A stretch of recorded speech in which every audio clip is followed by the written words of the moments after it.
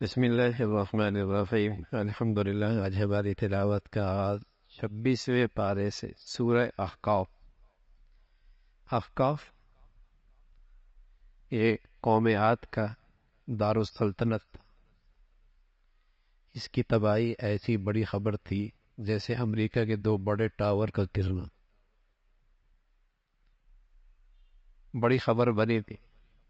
ایسی قوم عاد جیسی سپر طاقت کا دارالسلطنت تباہ ہوا، بڑی خبر تھی، بڑی خبر تھی۔ سپر طاقت تھی، اس کا پورا دارالسلطنت تباہ ہو۔ اسی نسبت سے اس سورت کا نام احقاف۔ قرآن رحمان عزیز رحیم حکمت والی ذات کی طرف سے اترا ہے۔ زمین و آسمان کا پیدا کرنے والا وہ اکیلی ذات ہے جن کی یہ پرستش کرتے ہیں۔ بتاؤ انہوں نے بھی کچھ پیدا کیا ہے؟ کل یہ خود ہی انکار کر دیں گے اپنی پرستش کا۔ اللہ کا نبی صرف وہی کی پیروی کرنے والے ہیں، وہی کی اتباع کرتے ہیں، جو اللہ کو اپنا رب مانتا ہے اور پھر اس پہ استقامت کا مظاہرہ کرتا ہے۔ وہ امن اور چین کی دولت پائے گا، سکون اور اطمینان کی دولت پائے گا، آج بھی اور کل بھی۔ خوف نہیں ہوگا، حزن نہیں ہوگا۔ والدین کے ساتھ حسن تلقین ہے، حسن سلوک کی تلقین ہے۔ والدہ بوجھ اٹھاتی ہے، بچہ پیدا کرتی ہے، دودھ پلانے کی مشقت اٹھاتی ہے۔ حسن سلوک کی تلقین ہے۔ اولاد 2 قسم کی ہوتی ہے، ایک نیک فرما بردار اپنے ماں باپ کے لیے دعا گو، اور دوسری نافرمان اولاد ماں باپ کے لیے تکلیف کا باعث گستاخ۔ دونوں کا تذکرہ فرمایا۔ قوم عاد کا تذکرہ ہے۔ اللہ کی پکڑ کس شکل میں آئی؟ بادل آئے، گرمی کی شدت، انتہائی ہوس، جیسے سانس نکلتا ہو۔ بادل آئے، سب اس امید سے باہر نکلے کہ بارش آئے گی۔ بارش کوئی نہیں تھی، اس کے اندر تو آگ تھی۔ جہاں اس کی ہوا اور تپش پڑتی، خاک راکھ کر دیتی۔ اس قوم کی ہلاکت کا تذکرہ ہے۔ اللہ نے تمہیں بھی اپنی قدرت سے ٹھکانہ دیا ہے۔ بڑی بڑی قومیں آئی ہیں، نافرمانیوں کا انجام یہ ہوا۔ اللہ نے اپنے حبیب کو تسلی دی۔ مکہ والے نہیں مانتے آپ کی بات، تو جنات میری اور مخلوق بھی، وہ بھی آپ کی بات، آپ پر ایمان لے آئی۔ آپ ایک وادی میں فجر کی نماز پڑھا رہے، جنات کی ایک جماعت کا وہاں سے گزر ہوا، کلام سنا، کلام سنا، سمجھ گیا یہ کلام یہ کسی انسان کا نہیں ہے، کسی انسان کا نہیں ہے، یہ کلام اللہ ہے۔ موسیٰ علیہ السلام کے سارے حق اور سچائی کی تصدیق کرنے والا یہ کلام ہے۔ اس کا تذکرہ فرمایا اللہ رب العزت تھکتے نہیں ہیں کائنات کو بنانے میں، اس کے لیے دوبارہ پیدا کرنا کیا مشکل۔ پھر سورہ محمد کا تذکرہ ہے، جس کا ایک نام قتال بھی ہے۔ غزوہ بدر کے بعد یہ صورت نازل ہوئی، مسلمانوں کو فرمایا اللہ کے راستے میں قتال کرو، اللہ کے راستے میں لڑو، اور پھر جب تم خوب لڑ چکو اور کفار تمہارے ہاتھ پہ قید میں آ جائیں، تمہیں اجازت ہے یا تو انہیں ویسے ہی رہا کر دو، یا فدیہ لے کر رہا کر دو، یا اپنے قیدیوں کو چھڑا کر بھی انہیں آزاد کر سکتے ہو۔ ساری شکلیں موجود۔ ایمان والو، اللہ کے دین کی مدد کرو گے، اللہ تمہاری مدد اور نصرت کرے گی۔ کافر ہیں جن کی زندگی کا مقصد صرف کھانا ہے، اور ایسا جیسا جانور کھاتا ہے، حلال حرام کی کوئی تمیز نہیں ہو، اس کا مقصد ہی معدہ اور شہوت ہے، بس اس سے اوپر اس کی سوچ جاتی ہی نہیں۔ معدہ اور شہوت کیسے پوری ہے؟ فرمایا یہ جانوروں کا کام ہے۔ اہل تقوی کے لیے اللہ نے آخرت بڑھیا رکھی ہے۔ جنت کا ایک منظر ذکر فرمایا، نہریں چل رہی ہوگی، دودھ کی بھی ہوگی، شہد کی بھی ہوگی، شراب کی بھی ہوگی، میٹھے پانی کی بھی ہوگی۔ شراب بھی ایسی جس سے دماغ میں خلل نہیں آئے گا، دودھ بھی ایسا خراب نہیں ہو، پانی بھی بڑے مزے کا۔ یہ ساری نعمت، تو کیا وہ شخص جو جہنم کا کھولتا پانی پیے گا اور یہ جنت کے مزے لوٹے گا، دونوں برابر ہو سکتے ہیں؟ نہیں ہو سکتے۔ یہ دونوں نقشے اللہ نے بتائے، نیکی کی اجر، نیکی کا ثمرہ، اور بدی اور کفر اور شرک کی گندگی کی نحوست۔ کھولتا پانی پیے گا، آنتے بھی باہر آ جائے۔ ایمان والے تو اللہ کی طرف سے کلام اترتا خوش ہوتے۔ منافق جب اس میں دیکھتے ہیں کوئی جہاد اور قتال کی آیت ہے تو ایسے مرنے لگتے ہیں جیسے ان پہ موت طاری ہو گئی. اس کا تذکرہ فرمایا. قرآن اللہ کی کتاب ہے، اللہ کی کتاب ہے، اس کا تذکرہ فرمایا. ایمان والو، اللہ اور اللہ کے رسول کی اطاعت کرو، یہی ہے تمہارے اعمال کی قبولیت، ورنہ تمہارے سارے اعمال ضائع، اس کی کوئی قیمت نہیں اگر اللہ اور اللہ کے رسول کی اطاعت نہیں. یہ دنیا چند روزہ ہے، لہو لعب ہے، تھوڑی سی زندگی ہے، اللہ کے لیے اسے گزار لو. فرمایا کفار مذاق اڑایا کرتے تھے کہ راہ حق کے لیے اور دین کی سربلندی کے لیے وسائل اللہ کے نبی اکٹھا کیا کرتے تھے، کہتے تھے فقیر ہو گیا اللہ، لیاذ باللہ. فرمایا نا جو اللہ کے راستے میں خرچ کرے گا تو اس کا اپنا فائدہ ہے، اور جو بخل سے کام لے گا اپنا ہی نقصان ہے. اللہ تو اپنے دین کی سربلندی کے لیے کسی اور کو کھڑا کر دے گا اور کسی اور کی دولت قبول کرنے کا، وہ تمہارا محتاج نہیں ہے. پھر سورہ فتح کا تذکرہ ہے. فتح یہ غزوہ صلح حدیبیہ، یہ تمہید ہے فتح مکہ کی، فتح مکہ کی تمہید ہے. اسی نسبت سے اس سورت کا نام سورہ فتح ہے، فلاح کامیابی. صلح حدیبیہ کا واقعہ اس صورت میں ذکر ہے. آپ علیہ الصلوۃ والسلام کو خواب آئی، اب اپنے ساتھیوں کے ساتھ بیت اللہ گئے ہیں، طواف کر رہے ہیں، لیکن وقت کی تعیین نہیں. آپ اپنے ساتھیوں کو تیار کر کے چل پڑے. جب آپ سفر پہ پہنچے، آپ کے ساتھ سب کے سچے جانثار سچے ساتھی وہ 1400 تھے. منافقین مدینہ میں خوشیاں منا رہے ہیں، واپس کوئی نہیں آنا، سب مارے جائیں، واپس کوئی نہیں آنا، سب مارے جائیں. مسلمان حدیبیہ کے موقع پہ پہنچے، اللہ کے نبی کا معجزہ ظاہر ہوا. آپ کی اونٹنی بیٹھ گئی، آگے جانے کے تیار نہیں. خبر ملی کہ کفار نے تو نیاموں سے تلواریں نکال لی، وہ تو جنگ کے لیے آمادہ ہے. حضور علیہ الصلوۃ والسلام نے انہیں اطلاع کی کہ ہم جنگ کرنے نہیں آئے، ہم تو طواف کر کے عمرہ کر کے واپس چلے جائیں. آپ نے اپنا قاصد اور اپنا سفیر اسلام اور قاصد رسول صلی اللہ علیہ وسلم عثمان کو بنا کر بھیجا. چچا بھتیجے کے یہاں رات ٹھہرے، صبح مذاکرات کے میز پہ حاضر ہوئے. ادھر خبر پھیل گئی آپ کی شہادت کی کہ کفار نے، مشرکین نے آپ کو شہید کر دیا. حضور علیہ الصلوۃ والسلام نے اپنے ساتھیوں کو اکٹھا کیا کہ اگر ان کی یہ مرنے کی خبر سچی ہے تو ہم یہاں سے بدلہ لیے بغیر نہیں جائیں گے، ہم بھی مرنے مرانے کے لیے پھر تیار ہے. آؤ بیعت کرتے ہیں. بیعت، اس بیعت کا نام بیعت رضوان ہے. اللہ فرما رہا ہے یہ لوگ آپ سے بیعت کر رہے ہیں جان کی بازی لگانے کے لیے، تو ان سب کے اوپر پھر اللہ کا ہاتھ ہے، اللہ بھی بیعت کر رہا ہے. سبحان. 1400 کی تعداد اور نہتے، اور دشمن اپنی پوری مسلح فوج کے ساتھ. لیکن مخلصین اور ان وفاداروں کا حال دیکھیے، نبی کے ساتھ تیار ہو گئے. بعد میں اطلاع آئی بات غلط تھی، جھوٹ تھا. حضرت عثمان واپس آ گئے، زندہ ہے، اس کا تذکرہ فرمایا. پھر منافقین کی مذمت فرمائی جو مسلمانوں کے بارے میں بدگمانی میں مبتلا تھے. اور اللہ نے ان تمام صحابہ کی تعریف، مدح، ان کی شان کا تذکرہ فرمایا کہ درخت کے نیچے جو آپ سے بیعت کر رہے ہیں میں ان سب سے راضی ہو گیا، میں ان سب سے راضی ہو گیا. ان کی رضا کا اللہ نے تمغہ ان کو دے دیا، انعام دے دیا. پھر اللہ رب العزت نے آپ کو فتح مکہ عطا فرمایا. کچھ اگلے سال آپ مکہ تشریف لے گئے، عمرہ کیا آپ نے. پھر رسول اللہ صلی اللہ علیہ وسلم کے ان سچے جانثاروں کی کچھ نشانیاں بتائیں. صحابہ رضوان اللہ علیہم کو ان کو نشانیاں بتائیں. ان کی نشانیاں کیا ہیں؟ یہ کفار کے مقابلے میں تو سخت ہے، آپس میں نرم دے دیں. اللہ ہمیں بھی نصیب فرمائے، اللہ ہمیں بھی نصیب فرمائے، اللہ تعالی ہمیں بھی یہ خوبی نصیب فرما دے کہ مسلمان آپس میں شیر و شکر ہیں. کفر کے مقابلے میں سیسا پلائی ہوئی دیوار ہے، لیکن آج مسلمان کافروں کا دوست ہے، اپنوں کا دشمن. کیا دنیا بھر کے اندر، اسلامی دنیا میں یہ کافروں کے ساتھ یاری ہے اور مسلمانوں کے ساتھ دشمنی ہے. ان کے ساتھ مل کر مسلمانوں کی تباہی میں ان کے ساتھ کھڑے ہیں، لیکن مسلمانوں کی حمایت میں کھڑا ہونے کے لیے کوئی تیار. کیا المیہ اس وقت پوری دنیا میں، اسلامی دنیا کا.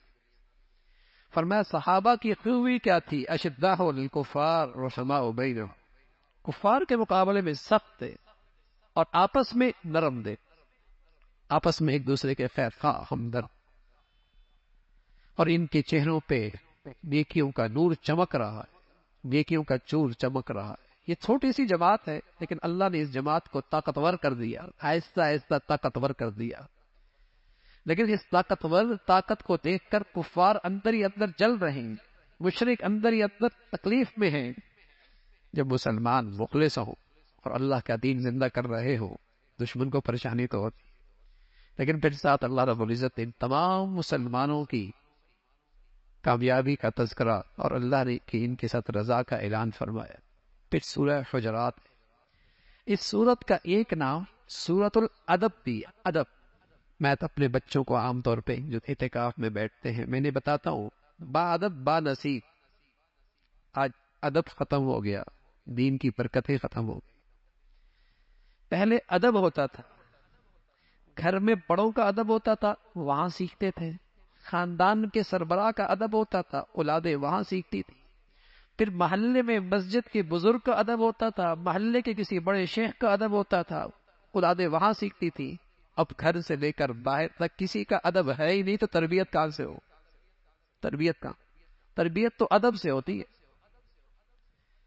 نہ باپ کا ادب، نہ گھر کے کسی بڑے کا ادب، نہ کسی بوڑھے کا ادب، نہ استاد کا ادب، نہ کسی عالم دین کا ادب. بے ادب مخلوق پیدا ہو گئی، محروم ہو گئی. اب یہ اپنی زندگی کی ضرورت پوری کرتی ہے دائیں بائیں سے، دین نہیں پھر سیکھتی، اخلاقیات نہیں سیکھتی. تو یہ پوری صورت ادب کی ہے. اور اس ادب میں پہلی چیز بتائی کہ اللہ کے نبی سے پیش قدمی نہ کرو. ایسی اپنے بڑوں سے بھی پیش قدمی کرنا خلاف ادب ہے. والد ہے، بڑا ہے، شیخ ہے، استاد ہے، مربی ہے، ان کے سامنے چلنا بے ادبی ہے. ان کے سامنے آواز بلند نہ کرو، انہیں چیخ اور چلا کر نہ بلاؤ. آج بھی اللہ کے نبی دنیا میں نہیں ہے، لیکن آپ کے روضہ اقدس پہ زور سے سلام کہنا، زور سے بات کرنا، اعمال ضائع ہو جائے، نیکیاں ضائع ہو جائے. ادب کے ساتھ وہاں بھی حاضری پورے ادب کے ساتھ، اعضاء پر خشوع ہو، اعضاء پہ خشوع ہو. جیسے اللہ کے نبی کے دربار میں حاضری ہے، ایسے ادب کے ساتھ سلام ہو اور وہاں سے آواز نہ اٹھے. یہی بڑوں کی مجلس کا ادب ہے. اللہ کے گھر کا تو پھر ادب ہی ادب ہے نا بھائی. مسلمانوں میں پہلے اللہ کے گھر میں آتے تھے، آواز نہیں اٹھتی تھی. پھر مسلمانوں کو تلقین فرمائی، سنی سنائی بات کو آگے نہ پھیلاؤ. اور خاص طور پہ جب وہ بات تمہارے پاس کسی فاسق فاجر کے پاس سے آ جائے، جس کی زندگی خود دینداری اور ایمان پر نہیں ہے، تم اس کی بات کو آگے کیسے پھیلا رہے ہو؟ تمہارے پاس کیا تحقیق ہے؟ اور اس کی بات کو بنیاد پر تم کسی بھی الزام تلاشی کر رہے ہو، کسی بھی تنقید کر رہے ہو. اور پھر اس پروپیگنڈے کا نتیجہ کیا ہوگا؟ آپ کا معاشی نقصان. آج مصیبت ہے. سنی سنائی بات، میسج آیا پھیلا دی، خبر سنیے پھیلا دی، کوئی تحقیق نہیں اس کے حقائق کیا ہیں، حقیقت کیا ہے، کس نے پہنچائی، کس نے پہی، کس نے کہا. مسلمانوں کو تلقین فرمائی. پھر اللہ نے مخلص مسلمانوں کا تذکرہ فرمایا کہ اللہ نے ایسا ایمان دیا تھا جو ایمان ان کے اندر رچ بس گیا تھا، اور کائنات کی سب سے محبوب اور قیمتی چیز ان کے نظر میں ایمان تھی. اور اس ایمان کا اثر ان کی زندگیوں میں یہ تھا کہ انہیں گناہوں سے نفرت ہو گئی، گھن ہو گئی. اللہ ہمیں ایسا ایمان نصیب فرما دے. اور ایسی ایمان کی دعا ہمارے نبی کیا کرتے تھے، اور نبی امت کو نصیحت کیا کرتے تھے، تم بھی اللہ سے ایسا ایمان مانگ کرو. حبب الینا الایمان وزینہ فی قلوبنا وکرہ الینا الکفر والفسوق والعصیان. اللہ ایسا ایمان دے دے کہ گناہوں سے مجھے گھن آنے لگ جائے، جیسے پخانے اور گندگی سے گھن آتی ہے، اس نجاست گناہوں کی شکل میں اس سے گھن آنے لگے. فرمایا یہ رائے راست پہ لوگ، مسلمانوں کے جو جماعتیں آپس میں باہم دستے گریبان ہو جائے، صلح کرا دو، صلح کرا دو. اور کوئی زیادتی کر رہا ہے، سب مل کر اس کے خلاف ہو جاؤ. ایمان والے سارے کے سارے آپس میں بھائی بھائی. اللہ سے ڈرا کرو ان کے معاملے میں، اللہ کی پھر تم پہ رحم ہوگا. عام طور پہ معاشرہ جن بنیادوں پر آپس میں ٹوٹ پھوٹ کا شکار ہوتا ہے، جو اسباب ہیں جس سے دل ٹوٹتے ہیں آپس سے، ان کا تذکرہ خاص طور پہ فرمایا کہ مسلمانوں تم اس سے بچو. پہلی چیز، کسی کا مذاق اڑانا، کسی کا مذاق اڑانا. 3 دوست مل گئے، ایک کا مذاق اڑا رہا ہے. مذاق کرنا بری بات نہیں ہے، اللہ کے نبی بھی کیا کرتے تھے، جس سے طبیعت میں بشاشت پیدا ہو. لیکن ایسا مذاق اڑانا جس سے دوسری کی عزت نفس مجروح ہو، جس میں اس کی ذلت ہو، یہ حرام ہے، یہ حرام. اور فرمایا کسی کو برے لقب سے مت پکارو. ٹھنگنا، فلاں فلاں، بچوں نے نام، لڑکوں نے نام رکھے ہوتے، برے لقب سے مت پکارو. اور تجسس نہ کرو، کسی کی برائیوں کی تلاش میں نہ رہو، بدگمانی نہ کرو، غیبت نہ کرو. یہ سب چیزیں ہیں نا ہمارے معاشرے میں. اسی سے تو گھر ٹوٹتے ہیں، اسی سے خاندان ٹوٹتا ہے، اسی سے معاشرہ ٹوٹتا ہے. تم سارے کے سارے انسان ہو. تمہاری جو تقسیم ہوئی ہے خاندان کے لحاظ سے، قبائل کے لحاظ سے، قوم کے لحاظ سے، یہ صرف پہچان کے لیے ہے، یہ کوئی برتری کی چیز نہیں ہے. عزت اور برتری کی چیز تمہارے دلوں کا تقوی ہے. عزت اور برتری کی چیز وہ دلوں کا تقوی ہے، چاہے وہ کتنے ہی ذات کے لحاظ سے چھوٹا ہی کیوں نہ ہو، لیکن تقوی ہے، اللہ کے یہاں معزز ہے وہ. اور کتنا ہی شاہانہ خاندان سے تعلق رکھتا ہے، تقوی اور پرہیزگاری نہیں، اللہ کے یہاں اس کی ایک مچھر کے پر کے برابر بھی قیمت. عزت اور مرتبے کی چیز تقوی ہے. ایمان والوں کا تذکرہ فرمایا جو اپنی جان مال اللہ کے راستے میں دیتے ہیں، اپنے مالوں کو اللہ کے لیے خرچ کرتے ہیں. فرمایا یہ سچے لوگ ہیں. کبھی بھی اسلام پہ عمل کر کے جتلانا نہیں کہ ہم نے کوئی بڑا کارنامہ سر انجام دیا ہے. یہ تو اللہ کی مہربانی ہے کہ تمہیں نعمت اسلام مل گئی، تمہیں نعمت اسلام مل گئی. اس کا تذکرہ فرمایا. سورہ قاف کا تذکرہ ہے، قرآن کی عظمت کا تذکرہ. پھر وہی بات کہ مرنے کے بعد زندگی کیسے ہوگی، مٹی ہو جائیں گے، بوسیدہ ہو جائیں گے، مٹی ہو جائیں گے. فرمایا زمین و آسمان کا نظام تو دیکھو کس نے بنایا ہے. آسمان سے بارش برستی ہے، دیکھو نا کس طریقے سے اللہ کھیت اگاتا ہے، کھجوریں اگاتا ہے، درخت اگاتا ہے، پھل پیدا کرتا ہے. جو اللہ اس کو پیدا کرتا ہے تمہیں بھی زندہ کرے گا. اللہ رب العزت نہ پہلے پیدا کرنے میں تھکا ہے، نہ دوبارہ تھکے گا. انسان کو اللہ نے پیدا کیا اور اتنا قریب ہے جیسے شہرک چونکہ محاورے میں قریب ترین چیز ہے، اللہ نے وہی ذکر فرمائی. انسان کے دائیں بائیں فرشتے بیٹھے، بدی بھی لکھی جا رہی ہے، نیکی بھی لکھی جا رہی ہے، کوئی چیز نہیں چوک رہی. آپ کے زبان کے بول فضا میں تحلیل نہیں ہوئے، ریکارڈ میں آ گئے. پہلے تو شاید یہ بات سمجھ میں نہ آ جائے، اب تو سمجھ میں آتی ہوگی یہ بات کیسے ریکارڈ ہوتے. آپ موبائل کو آن کر کے رکھ دیں، آپ کے قدم بھی گنے ہیں، آپ کی ہر چیز ریکارڈ کرنا شروع کر دیں. ہر ایک نے اپنے جیب میں ایک ڈبیا رکھا ہوا ہے. تو کل قیامت میں بھی ایسا ہی بھائی، زندگی بھر کا ریکارڈ اللہ سامنے پیش کر دے گا. آپ آج اپنی پوری زندگی ہر صبح شام ریکارڈ کر سکتے تو اللہ کے لیے کیا مشکل ہے. شاید پہلے نہ سمجھ میں آتی، لیکن آپ تو بہت کچھ سمجھ میں آنا شروع ہو. ہر چیز ریکارڈ ہو رہی ہے، بلکہ 50 سال پہلے کا ڈیٹا دیکھیں وہ بھی مل جائے گا. 30 سال پہلے کی زندگی کی باتیں وہ بھی مل جائے گی. آپ نے مٹا دی ہو لیکن کہیں نہ کہیں محفوظ ہے، مل جائے گا تلاش کر کے. روزمرہ کی پوری زندگی آپ کی ڈبیا میں محفوظ ہو جاتی. اللہ کے فرشتے سب محفوظ ہے، کچھ نہیں اوجل ہوگا، ریکارڈ محفوظ آئے گا سامنے. بس تھوڑا سوچو کل وہ ریکارڈ سارا تمہارے ابا اماں کے سامنے آ جائے اور دنیا کے سامنے آ جائے، کہیں شرمندگی نہ ہو، کہیں شرمندگی نہ ہو. اس لیے کہ جب جہنم میں جائیں گے تو بڑی رسوائی ہو، ایک دوسرے کو کوسیں گے. جہنم بھی کہے گی اور بہت گنجائش ہے میرے پاس. متقی اور پرہیزگاروں کے قریب جنت کر دی جائے گی اور فرمایا جائے گا یہ ہے وہ جس کا اللہ نے وعدہ کیا تھا. اور اللہ کے یہاں بہت کچھ ہے تمہارے لیے، بہت کچھ ہے. اللہ کی قدرت کا تذکرہ فرمایا، وہ اس کی شان ہے. پھر سورہ ذاریات ہے، کئی سارے قسمیں کھائیں. فرمایا قیامت آنے والی ہے، نیک لوگ جنت میں ہو. اور نیکوں کی شان بتائی، صفات فرمائی. اللہ کا دیا عمر اللہ کے راستے میں خرچ کرتے، رات میں قیام کرتے، تہجد پڑھتے، سحری کے وقت اللہ سے معافی مانگتے. یہ جنتیوں کی صفات ذکر فرمائی. اور پھر حضرت ابراہیم علیہ السلام کی خدمت میں جو فرشتہ آیا بیٹا کی خوشخبری لے کر، اس کا تھوڑا سا تذکرہ ہے. آخر میں وہ بیٹے کی خوشخبری سنائی تو بیوی نے حیرت سے کہا فسکت وجہ، اپنے چہرے پہ یوں ہاتھ، کیسے ہوگا بوڑھا کیسے بیٹا ہوگا. فرمایا انہ العزیز الحکیم، وہ ذات بڑی غالب ہے، حکمت والی ہے، اس کے لیے کیا مشکل ہے، اس بڑھاپے میں تمہیں اللہ اولاد دے دے گی۔ اس کا تذکرہ فرمایا۔ اللہ عمل کی توفیق نصیب فرمائے۔